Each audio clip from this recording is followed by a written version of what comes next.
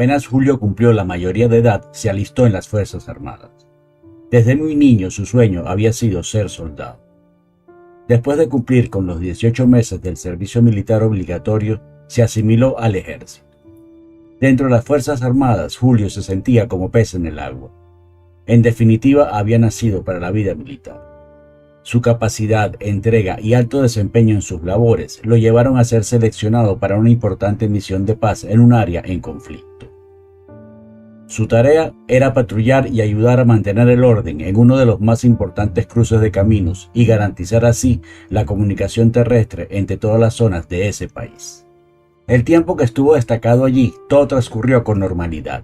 Julio junto a su pelotón habían hecho un buen trabajo y había llegado el momento de regresar a casa. Allá lo esperaban sus padres y su novia Isabel, con la que ya tenía planes para casarse. Además, sería condecorado y ascendido a sargento, gracias a su buen desempeño. Faltaban apenas 2 días para finalizar su misión. Se había corrido la voz de que algunos rebeldes se movilizaban por el área con intenciones de atacar los puestos de vigilancia, por lo que todos estaban en máxima alerta. Los patrullajes se hicieron más numerosos y más extensos, previendo cualquier eventualidad. La trágica noche en que todo sucedió, Julio y sus compañeros hacían su última ronda de patrullaje. Conversaban alegremente acerca de lo primero que harían al llegar a casa. Todo había transcurrido en paz hasta ese momento.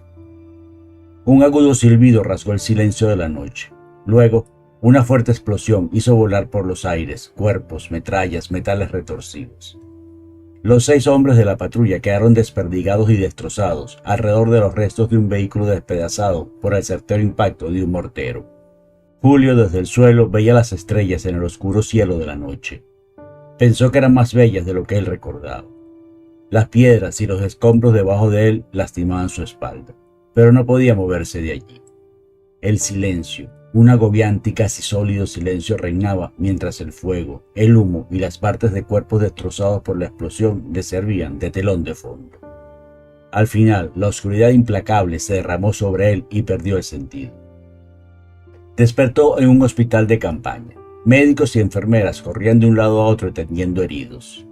Aún no comprendía lo que había pasado, hasta que vio en el catre que estaba a su lado el cuerpo masacrado de su compañero.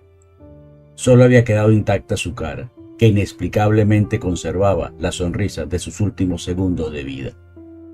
Junto al catre, donde estaba acostado, había una nevera portátil cerrada y sellada con cinta de embalar, y una gran hoja blanca en la tapa donde estaba escrito su nombre. Una enfermera se paró al pie de su cama y le preguntó cómo se sentía. «¿Cómo cree que me siento? No es evidente», respondió él. «Fue una pregunta retórica. Solo quería iniciar conversación con usted», dijo la enfermera mientras se acercaba a su hombro izquierdo. La mujer retiró con cuidado las primeras capas de vendaje y de inmediato Julio vio lo que le había pasado.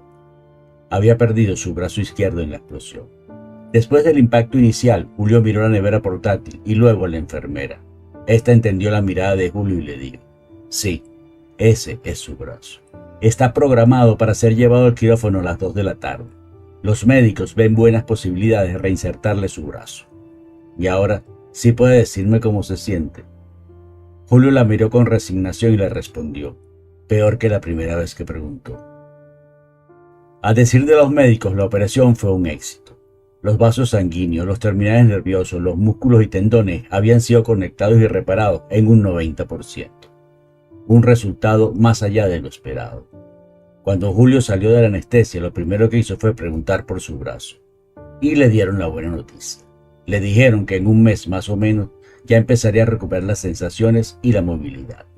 Pasaban los días y todo parecía ir bien. Los médicos estaban más que complacidos con los avances que veían en la recuperación de Julio. El brazo mostraba un buen color, la circulación de sangre estaba en niveles óptimos y hasta las cicatrices propias de la operación estaban sanando a un ritmo mayor al esperado. Pero había un problema. Julio insistía en que ese no era su brazo. Los médicos lo atribuyeron al trauma y pensaron que en un par de semanas todo pasaría.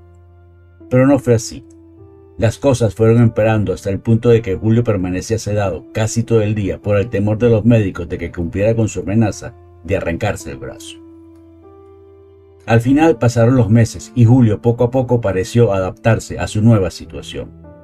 Luego de una junta médica decidieron que ya podían darlo de alta.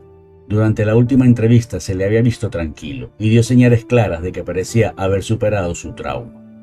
Julio salió del hospital una tarde lluviosa y se montó en el taxi que lo llevaría a su casa.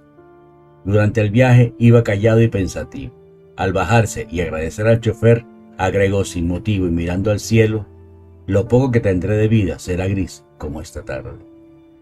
El chofer no dio mayor importancia al comentario. No sabía el contexto que Julio lo decía, y al final tampoco lo conocía como para preocuparse por sus palabras. Las siguientes semanas fueron una tortura para Julio. Aún la más fútil de las actividades era un tormento. Luchaba con un brazo que no le obedecía, que se negaba a responder a sus requerimientos. No podía ni peinarse, y no hablemos de tareas más íntimas como bañarse. Le resultaba casi imposible controlar un brazo que actuaba con voluntad propia. Más de una vez recibió un puñetazo o una cachetada cuando intentaba hacer algo que el brazo no quería. Un día, como posible solución, decidió amarrarse el brazo al torso. Pudo realizar algunas tareas, pero los estremecimientos y sacudidas del brazo tratando de liberarse de sus ataduras terminaron por lanzarlo al piso, ocasionándole un fuerte golpe en la cabeza que lo hizo que se desmayara. Cuando despertó, el brazo se había librado de sus ataduras y le apretaba fuertemente la garganta intentando asfixiar.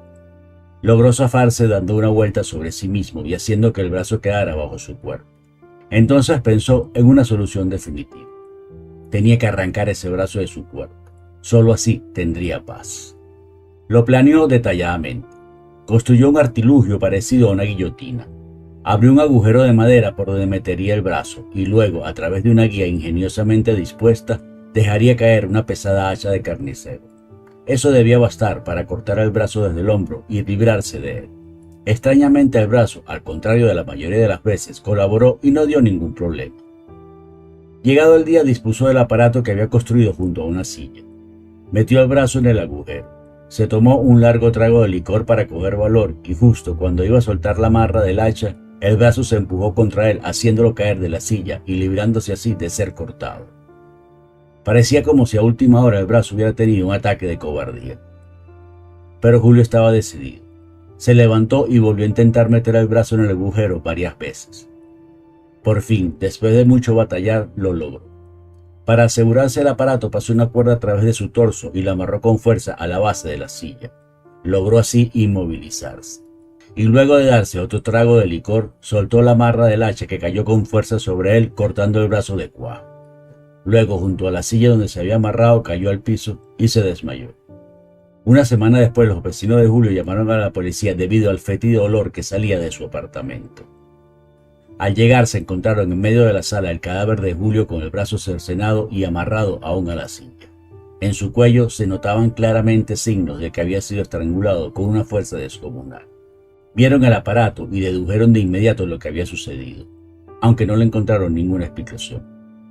Al final, para no complicarse la vida, declararon la muerte de Julio como un suicidio, y a pesar de no haber encontrado el brazo cercenado por ninguna parte, se limitaron a recoger el cadáver y a cerrar las investigaciones.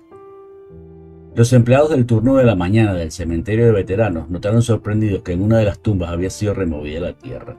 Al acercarse más, vieron que alguien había abierto un agujero que parecía llegar hasta el fondo de la fosa. De inmediato llamaron a su supervisor, quien ordenó cavar la tumba para ver de qué se trataba. La sorpresa y el desconcierto fueron mayúsculos. Cuando al llegar al fondo del sepulcro, se encontraron con un brazo ensangrentado reposando sobre la tapa de la urna. Suscríbete.